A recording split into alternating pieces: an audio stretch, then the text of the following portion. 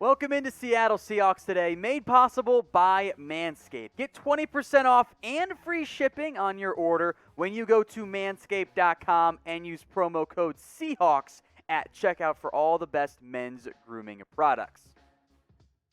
The number one story right now around Seattle, that is the contract status of Jamal Adams, and we have some updates for you guys on today's video. The report from John Clayton is that, Seattle and Adams, they aren't that close to a deal, which I think does make some sense because there hasn't been any reports about how close Seattle is to a deal with Jamal Adams outside of Clayton's comments, at least from what I've seen. Now, training camp is rapidly approaching for Seattle, and that's not a hard and fast deadline, but it's a good benchmark to try to aim for if you are Seattle to get a deal done. Adams, meanwhile, has plenty of leverage in these talks, and I think the exact amount per year guaranteed, blah, blah, blah, is what's really driving these negotiations. Now, I think Seattle and Adams are both in agreement. Once his deal gets done, he is going to be the highest paid safety in the NFL. He is going to exceed $15.25 million. And I'll also make note, we'll come back to it more in depth in a second, that Clayton says $16 million might be around where that deal ends up coming in. But if it is, let's say 15.5 or 16, whatever it is, that figure's not that bad for Seattle. That's more than Justin Simmons, more than Budda Baker, more than all the safeties out there right now on the open, or under contract, I should say. More than Baker, more than Jackson, more than Kevin Byard, more than Tyrann Mathieu. It's also more than the guys currently on the franchise tag right now. And those are two players, and those contract negotiations are unquestionably worth watching right now. There's Marcus May, Jamal Adams' old teammate and friend with the Jets. He's on the franchise tag, just like Saints safety Marcus Williams is right now. And the deadline for an extension for those two players, or they have to play on the tag, is July 15th. So that deadline's just around the corner. And if there's a deal done, that would impact what the contract looks like for Jamal Adams. If those guys get more than $15.25 million a year, more than what the highest paid safety in the NFL is making right now in Justin Simmons, that increases the cost for Jamal Adams. But I do wonder if Adams wants more than just safety money. I wonder if he wants to reset the safety market first. Maybe highest paid defender on Seattle is what he's looking for. That would be or exceed Bobby Wagner's $18 million per year, more than another former teammate of his, C.J. Mosley, at $17 million per year. Adams is going to be expensive. His blitzing ability does, I think, increase his value, or at least the potential of him asking for more money. And there's also this part for Seattle. Not only do they give up so much to acquire Jamal Adams, giving him all of the leverage in negotiations, there's also other safeties who are primed for a massive new deal. Harrison Smith and the Vikings, they're undergoing negotiations right now. Tyrann Mathieu is tied for 5th right now among highest paid safety. His deal's coming up. Jesse Bates, Minkah Fitzpatrick, whenever those guys get paid, they're going to become the highest paid safety in the NFL, I believe. Now, you could even throw Derwin James in this conversation if he's healthy. That's a bit of a big if right now. What I'm saying is Seattle cannot afford to let this drag out. The longer they wait, the more expensive the deal ends up becoming. Now, maybe if they wait a little bit longer, Adams meets them closer to the middle, ends up being okay. But I think Seattle wants to get this deal done, if not by training camp, very shortly once it begins. So what do you guys think?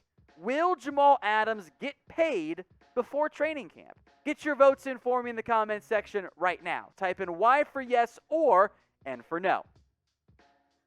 Let's stick with the defense theme here early on in today's video. Is Bryan Mone the top sleeper on this team? You know, I would not have put him on here as top sleeper, which means maybe he is the top sleeper for Seattle. They have to replace Jarran Reed after all. And Mone has played a little bit over his NFL career, 2 years so far, and there is going to be the opportunity, at least, for him to emerge in camp and in the preseason. So far in his career, a limited impact, 13 tackles, 1 tackle for loss, 0.5 sacks, and 3 quarterback hits. Now, the Bleacher Report article mentioned Poona Ford, now Woods, and that all makes sense, and then Bryan Mone, which I think is about how I would organize them amongst pure defensive tackles. The difference is, I think you have to include L.J. Collier here. I think Collier has to be in consideration as more of a true defensive tackle. Because this team's biggest need right now on the interior defensive line is not a run stopper. Poona Ford can do that role very well, and he'll probably play more on passing downs this season as well. But Al Woods is an aging run stopper only. If Bryan Mone can beat out Al Woods, then great. Then Mone becomes your number 2 run stopper there. But I think Collier and Rasheem Green, also worth mentioning here as well, they're big enough to play at defensive tackle spot. They absolutely are. Now, are they going to be full-time defensive tackles, full-time 3 techniques? Maybe, maybe not. But I think that Mone is going to face a very tough time to get real playing time, or at least more than the 228 he had last season. So what do you think? Who is the top sleeper on the Seahawks? Give me a name in the comment section. Is it Mone? Is it somebody else altogether? Very curious what you guys have to say here, so let me know in the comment section. Speaking of sleeping, if you want to stop sleeping alone, use Manscaped. 20% off and free shipping on all their great men's grooming products at manscaped.com when you use promo code Seahawks. Again, that saves you 20% and gets you free shipping. They've got the new Perfect Package, comes with the new and improved Lawnmower 4.0, plus the most comfortable boxers known to man, some extra nice, I'll call them taking care of your balls products. How about that? 20% off and free shipping at manscaped.com. Don't forget to use the promo code you see right there at the bottom of your screen. I'll also put that URL and promo code in the comment section and in the description. Go get yours today. Manscaped.com, promo code Seahawks. Let's go to Josh Gordon now, who is still technically suspended, but he has applied for reinstatement. So, does that mean he's coming back to Seattle? I do think at some level Seattle is, if not the most, at least one of the most logical fits if he ends up being cleared. The Seahawks, Gordon, and specifically quarterback Russell Wilson appear to have a good and solid relationship, and I think that matters for Gordon as he tries once again to make it back into the NFL. Now, late 2019, it was reported that Gordon had suffered a setback in his recovery and in his rehab, and then he was officially suspended in 2020. He did not play at all last season. Now, early July, Gordon applies for reinstatement with the NFL after he's been suspended quite a few times. Unfortunately for Gordon, never just been about the weed. It's always been a little bit more than that, and he's struggled in his life, and hopefully this time he stays sober fully. Now, Gordon didn't actually make that big of an impact with Seattle. I know he's a big-time name. The fantasy community will never get over him, but Gordon's impact was much more limited than I think people will realize. In 10 games with Seattle, 7 catches. Now, they went for almost 20 yards per catch, and that certainly is noteworthy and matters there. But I don't think Gordon is going to return and suddenly become the team's number 2 or number 3 receiver. Certainly not the number 2, right? But as a high opportunity vertical threat and make some big splash plays, it's intriguing. So what do you think? Should Seattle bring back Josh Gordon? Get your votes in for me right now in the comment section. 1 for yes, they should, or 0 for no, they should not.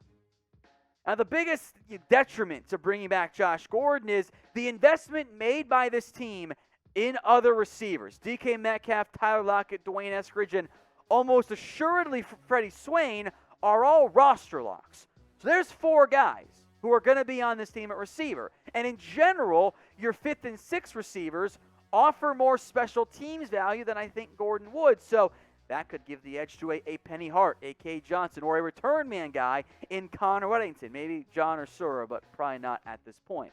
Had Seattle not drafted, by the way, Dwayne Eskridge in round 2, I think that would have increased the possibility of Josh Gordon returning to Seattle. Now, if Gordon ends up getting reinstated, and if he wants to play football and is able to play football, I do think Seattle, more or less, I'm going to call it the right of first refusal for him. That Gordon would want to come back to Seattle. I think Russell Wilson would like to get Gordon back, and in the end, that might make the most sense. So what I'm saying is I lean towards this being the outcome. That Seattle brings back Josh Gordon if he gets reinstated, a fairly big if at this point. and we'll see what, if any, impact he makes. I will make this note. I think John Clayton was right when he said this. There's really no risk here. If Gordon relapses or isn't reinstated, well, then you cut him and you don't really give him any guaranteed money anyway in the first place. If he is able to contribute, that's an extra receiver for an offense that I think still wants to let Russ cook.